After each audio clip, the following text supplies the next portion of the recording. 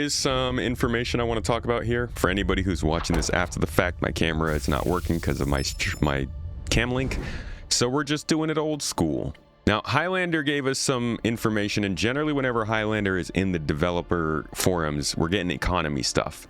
So I saw his name, saw the topic. It is about engaging with meaningful PvP, and I thought we should probably check this out. But initially, this post on Spectrum said, see how easy it is to get engaging in meaningful PvP CIG. With Alpha 4.9, we saw some new commodities added to terminals and Pyro. These specifically are much higher return on investment than what we've had prior. I know Partilium used to be like this back during the Partilium Wars. What's been going on at Ashland and Lawless Beach since the start of 4.9 is the perfect example of how CIG should be using profit and greed as a carrot on a stick. Since then, we've seen a massive uptick in the amount of PvP that's purely focused on singular objectives in Pyro. We've seen traders using escorts, ground pirates, pirates being pirated, PMC groups protecting random players, and skirmishes that involve 10 to 20 players, both on foot and in the air. Sounds like a good time, man. We were out at, I don't remember where we were. We were next to Lawless Beach, and we were like completely unbothered. I guess it's probably on certain servers. The magic bullet here, he says, cranking the ROI. Pyro is risky, and while there are definitely traders that do commodity trading, the bulk of players opt to do contract hauling. That's because the commodity trading is still just so not intuitive that I think a lot of people just don't get a chance to get in there and try it out, wrap their head around it without it being a little bit too intimidating. He said, I implore you to continue to add commodities around the various POIs of Pyro that have ROIs high enough to draw players there. This makes sense. And this is honestly how they talked about Pyro. Pyro was meant to be a dangerous place that was worth more. But then it kind of came into the game and was not what it was supposed to be. Now, Highlander, who is a developer working a lot on economics and trade, last time we checked in with him, he was explaining the different tiers of cargo hauling trade. That was towards the beginning of the year, so he oftentimes has something to share on this. Responded. He said, howdy. I worked on this. I do most of the Sandbox commodity prices and trade routes. First off, I'm glad you like the new routes. I've been working on getting momentum to try something like this for a while. Ever since the Osoi and Hyde route went pretty well. I've been stalking Ashland in game for a few days now. You may or may not have killed me, stolen my Alespo, had your stuff stolen by me, or hit me with a railgun.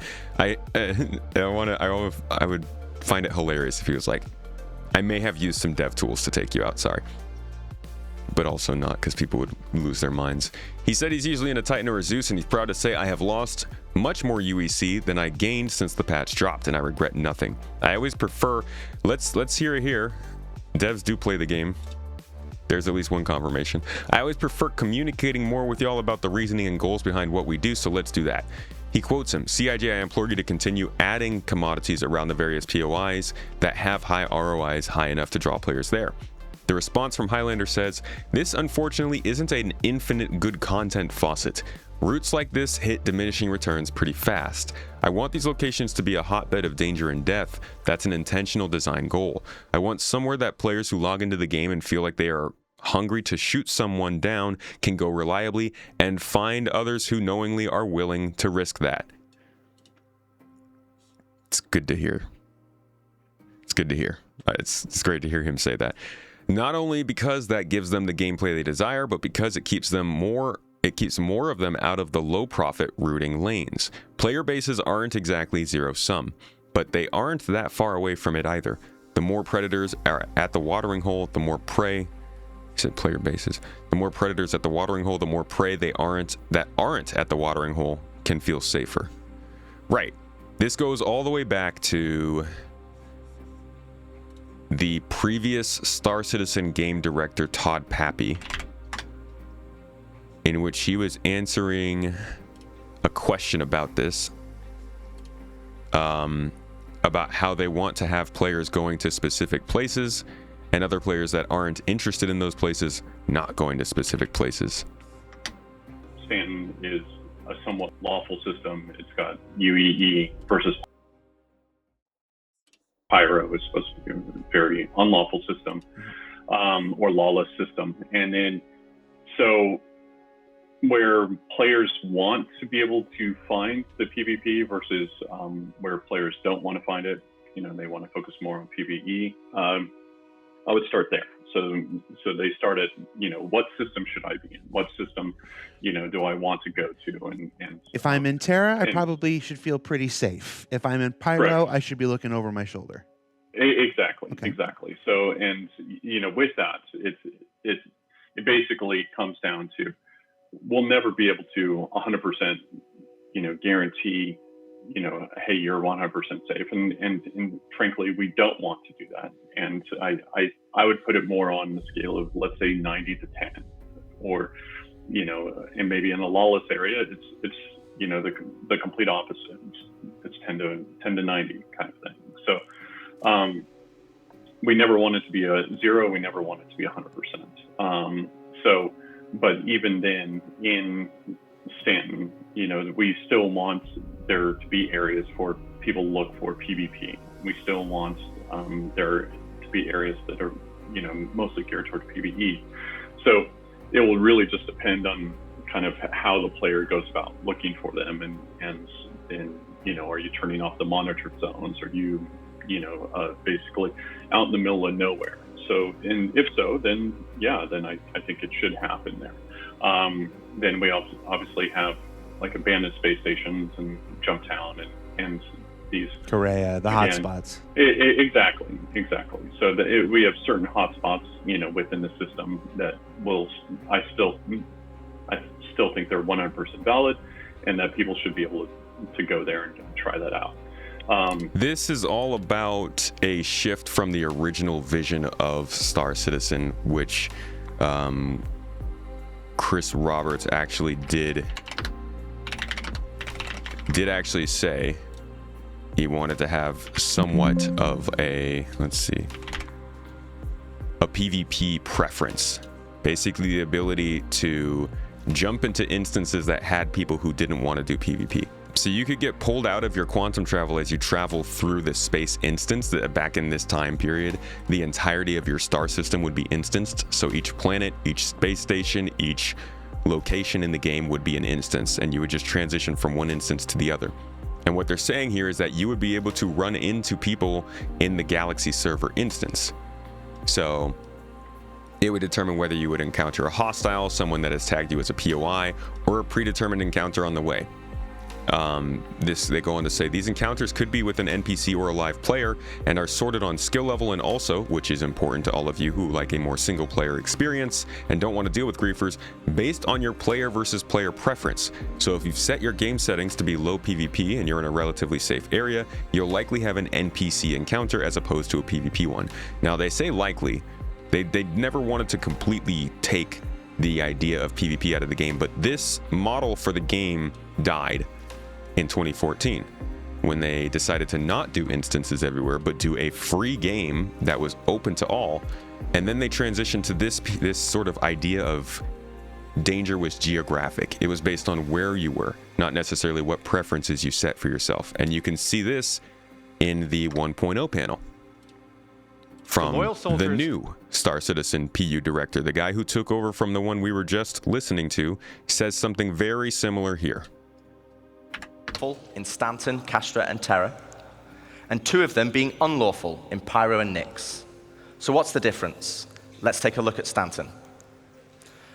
Lawful systems will be a mixture of high, medium, and low security areas. Each of these areas will be monitored by law enforcement agencies, and depending on the location, will dictate the emergency response time, with high-sec areas being the fastest. Initially, this response will be measured, but over time will escalate to overwhelming force. This means if someone is attacked, if they can just hold out for a short duration, help will be on the way. Pirates will be able to disrupt this monitoring by shutting down the nearby comm arrays, but this will be highlighted in your star map, with dynamic missions being generated to bring it back online. But this is the PvP you already know and experience right now, just without security forces. But before we jump into an unlawful system, let's explore what options you have if you pirate a ship. Yeah, that's enough of that. But you guys get the idea. This is not a fringe idea. This isn't the kind of thing that might or might not happen. The fact that Highlander is saying this was reflected by the previous PU director, reflected by the current PU director, reflected by the way the game seems to be being designed. So, not that we needed all of that to confirm it, but now that we have that confirmed, he said if we have too many of these high rate return of investment options, then that concentration wanes, and part of the risk that makes it work in the sandbox balance is to allow such high ROI to fall off. We can definitely add some more of these locations in the future, but the main element that we'd need to add first is a better way in game for traders and pirates both to discover the current prices. Oh my dude, yes. I just started sweating reading that. And how much they have shifted via supply and demand. On this note, I agree with the Techno Bear. We'll have to find his reply. Dude, a freaking Mobiglass app would be awesome to hear about. It would have been great if he said something about that here. In specific, I'd really like to add an interstellar route that only sells 24 SCU crates exclusively, so we can push for more large ship sandbox gameplay to happen around there. As always, he said, a reminder to everyone, I don't speak for the whole company. Please don't snip my comments out of context and post them on Reddit.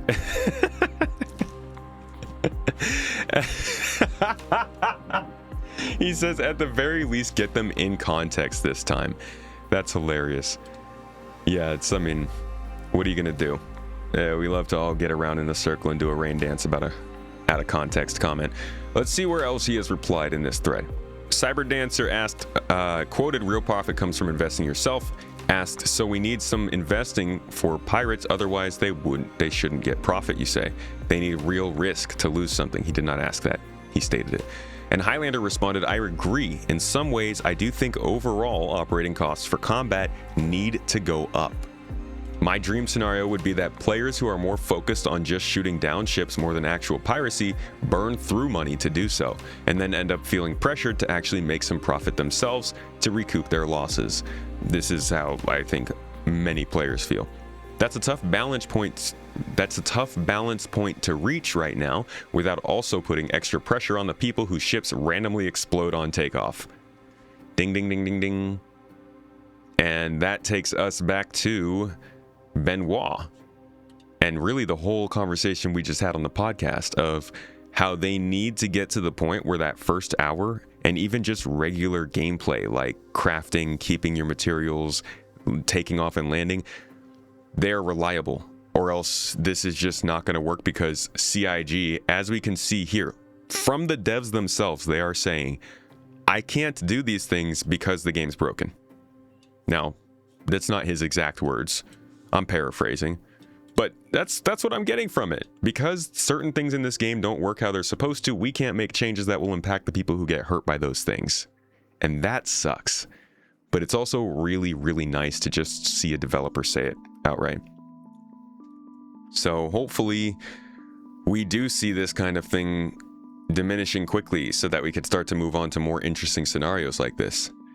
And he finished off the comment by saying, in the current situation, attempting to actually pirate people is usually more costly and risky than just attacking prey on sight, which isn't a good long-term state for the sandbox.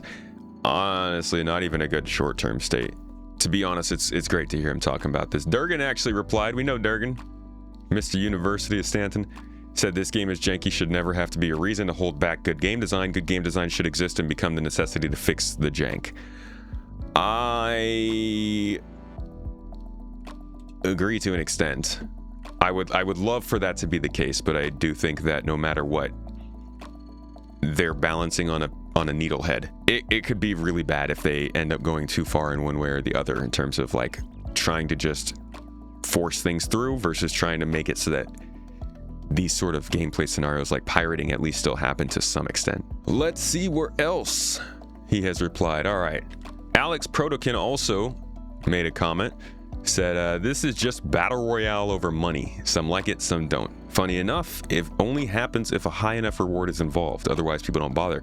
So what's the real motivator here? FPS, ship combat, or just in-game cash? I don't care if CIG leaves this and people start bonking each other.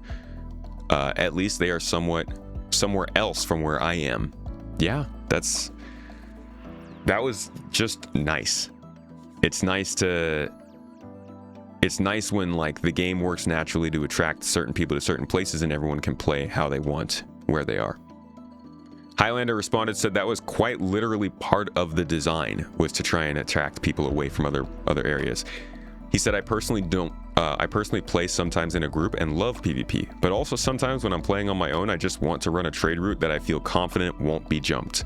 That's one of the benefits of having multiple different ROI brackets for trading. Listen to this, man. Playing the game and having opinions about it and stuff. He continues, the goal here is to give the player who likes high-stakes PvP and high-risk reward situations a place to do so, and as a result, to sponge a portion of them away from jumping people on low ROI routes. This is exactly what people want. He says, I don't think we've completely succeeded on that front with just this route, nor do I necessarily want to succeed 100% on this front, but I do think it's shown to be an improvement for the game. I'm interested. I'm glad that he's mentioned this too. It's unfortunate that he did, because mentioning it on its own changes the organic engagement that happens in the location. But it's also great because now I want to go and try it out. You know, I wouldn't have been trying cargo routes going out to those locations, but now I want to see what's being experienced in the game like that. Maybe sometime next week we can do that. Derez responded, said, thank you. Are you talking about you make most of the commodity prices? Can you tell us if it's intended that Grimhex only pays 1 AUEC for SCU for stolen contracted cargo instead of 25% of the cargo value? The change happened in 4.8 and is still ongoing in 4.9. Highlander said, it is intended for now. Contracted cargo in general has some balance issues when it comes to its place in the sandbox, but we are hoping and working to make it integrate better. Unfortunately, part of the sandbox we have to currently exclude it from is the piracy component as well as crafting. I gotta agree that the contracted cargo in general, I mean, not even just contracted cargo. I've had issues where you get commodities from people that get sorted into the ownership system and then suddenly are very hampered in what they can offer the sandbox in terms of gameplay. Oh, you found these boxes from your friend? Cool, turn them in. Oh, you can't turn them in because they're stolen? Sucks to be you. And it's just kind of, I really wish that the ownership system and in general the system surrounding contracted cargo would get fixed, because it's a pain right now. I think that might have been Highlander's last response here. Also see Sacks of Wine here. He was just on the podcast last week. SC Haulers, he's another YouTube channel you can go check out if you're interested in cargo hauling content. He said, I completely understand correcting Partilium's pricing back at its inception and agree with that choice just for clarity's sake. One thing I did take away from all this, though, is that the route itself matters just as much as the profit. When Partilium was first introduced, I never really bothered with it. Even after the pricing changes, the trip out to Bueno Ravine just wasn't worth the time investment for me. The profit was there, but the travel time made the juice not worth the squeeze. Love this. I love that people keep using this because, the juice. That has obviously changed and there are more sell options, but at the time, there wasn't. The Ashland to Chala's route feels different. The distance is short enough that the risk feels worth taking, which naturally encourages traders, pirates, and escorts to converge on the same area. To me, that is the real takeaway here. It isn't about having broken profits. It's about creating shorter, higher risk routes where the reward justifies the danger and the time invested. I would double down on that and say it's also about creating really predictable routes. Yeah, it sucks to take a route knowing that, like, there are probably pirates watching you, getting ready to jump you there, but that's kind of where this organic engagement comes from. One of the biggest places that I thought this would be a really cool opportunity was actually the Aaron Halo Belt. All my classics in chat know the Aaron Halo Belt is actually supposed to be controlled by R-Corp and have absolutely massive gates, basically blocking off clear paths through the asteroid belt because it's so dense and you can't quantum travel through it. The idea behind this would be it's creating a choke point at the asteroid belt where people would, generally if you're coming from the outer system, you'd still have to funnel into a location, go through the asteroid belt, and then come out the other side. The most interesting part about this for me was that it would create opportunities for people to say, I don't want to go through the choke point. I want to quantum travel up and over the belt. Yes, I might run out of fuel. Yes, I might get stranded. Yes, there might be pirates out there trying to ambush us, but I'm going to take that risk because I'll make better time and I won't have to risk coming to this like central location. I think more natural locations like this in the game on large and small scales add into what Sacks of Wine is saying here about this trade route, and I would love to see more of that. But that's the kind of stuff that I don't think they were able to do until we reached past 4.0, when cargo hauling was physicalized from the cargo refactor, when we had multiple star systems to spread players out, when we had more than 100 people in a single game instance. These are all things that feel like they should be changing now, and I'm glad that we see Highlander talking about stuff like this. But I do agree with Sacks of Wine here. More of these like very purpose-built trade routes, they do a lot for the game. But that's about it. That's what I saw from this update. I don't know if it's necessarily news, so I'm probably going to put it on Space Tomato Live for all of you. Maybe a first upload. And a look into how the community is reacting to what's going on with cargo right now. Thanks for watching.